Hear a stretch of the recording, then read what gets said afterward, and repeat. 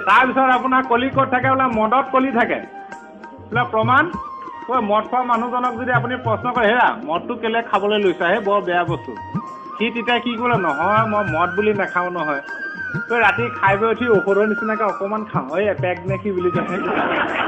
ৰাতি খাই বৈ এপেক খাই শুই থাকোঁ যদি গোটেই জীৱনটো যদি এপেককৈ খাই কটাব পাৰে তেতিয়া আমাৰ ভকতৰ কাৰণেও খোলা আছে কাৰণ ঔষধি গুণ আছে কিন্তু এটাৰ কাৰণে খাব নোৱাৰে তাত কলি থাকে কলিয়ে সুৰুঙাটো লৈ থাকে তো মদৰ বটল হাতত লোৱাৰ লগে লগে কলি লম্ভি গ'ল কলিয়ে লম্ভি যোৱাৰ লগে লগে কি কৰিব নিতৌ পৰিমাণটো বঢ়াই বঢ়াই নি থাকিব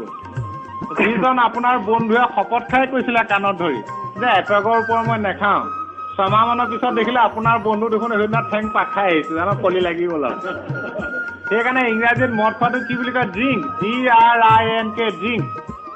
প্ৰথম হেনো যেতিয়া এগিলাচটো খাব তেতিয়া ডিটোৱে কৈছে ড্ৰিম মানে মনটো হেনো সপোন সপোন লাগি আৰু খাওঁ খাওঁ লাগে যদি আৰু এগিলাচ খাই দিয়ে আৰটোৱে কৈছে একদম ৰোমান্টিক ৰোমাঞ্চ হৈ যায় গা সেইটো সময় বোলে বিহু কলি এটা মুখত আহেই তই কেতিয়াবা ৰাতি শুই থাকোঁতে মন কৰিবচোন বাটেদি যে চিঞৰি চিঞৰি বিহু নাম গাই যায় ডেকা ল'ৰাই জানক আৰু সেইজনে আৰলৈকে খালে সেইদিনা যদি আৰু এগিলাচ খাই দিয়ে আইটোৱে কৈছে ইণ্টেলিজেণ্ট মানে ইণ্ডিপেণ্ডেণ্ট তাৰমানে তেওঁ গোটেই পৃথিৱীৰ কথা তেওঁহে যায় এই ৰচোন ৰ মোক ক'বলৈ দে নিচা নফটালৈকে লেকচাৰ নেৰে আৰু তেওঁ যদি আৰু এগিলাচ খাই দিয়ে এনটোৱে কৈছে নটৰিয়াছ মানে একেবাৰে পশুসুলভ হৈ যায় বমি চমি কৰি পৰি থাকে ৰাস্তা কাষত দেখে নহয় কেতিয়াবা গাড়ীয়েদি যাওঁতে ক'বই নোৱাৰে এবাৰ তেনেকৈ এজন এনলৈকে খালে ধলং পলংকে আহি আছে ভাবিছা যেনে তেনে ঘৰৰ চোতাল পালে বাচি গ'লো ধলং পলংকে আহি চাইকেল টাইকেল আনিব নোৱাৰিলে নঙলাকেইডাল খুলি যেনে তেনে চোতাল পাইছিলেহে আৰু ভিতৰ সোমাব নোৱাৰিলে ঘৰৰ মানুহে গমেই নাপালে চোতালতে শুই থাকিলে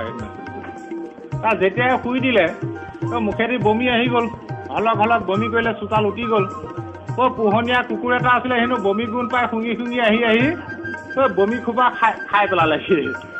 এতিয়া মদৰ বমি খাই দিলে কুকুৰৰ নিচা লাগিলে মালিকৰ লগতে বোলে ৰাতিটো শুই থাকিলে তাৰপিছত আপোনাৰ কিবা স্বৰূপত এই সেই ৰাতি নিচাটো ফাটে নহয় বাগৰ মাৰি দিওঁতে হাতটো হেনো কুকুৰটো নেগুডালতে লাগিলে সি হেনো নেগুডালকে মোহাৰি মোহাৰি কৈ আছে সেই আগতে চুলি মেলি খোৱা আজি দেখোন বেনি গুঠি খোলা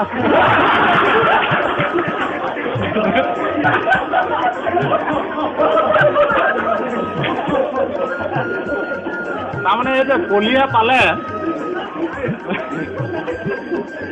পালে জীৱশ্ৰেষ্ঠ মনুষ্যক ইমান নিকৃষ্ট কৰি দিব পাৰে সাৱধান তাৰপিছত যদি আৰু এগিলাচ খাই দিয়ে কেইটোৱে গৈছে কিং মানে ৰজা হৈ গ'লে কাৰো কথা নামানে গতিকে আমাৰ ভকতৰ সেইবিলাক স্থানত প্ৰৱেশ অকণ বাহক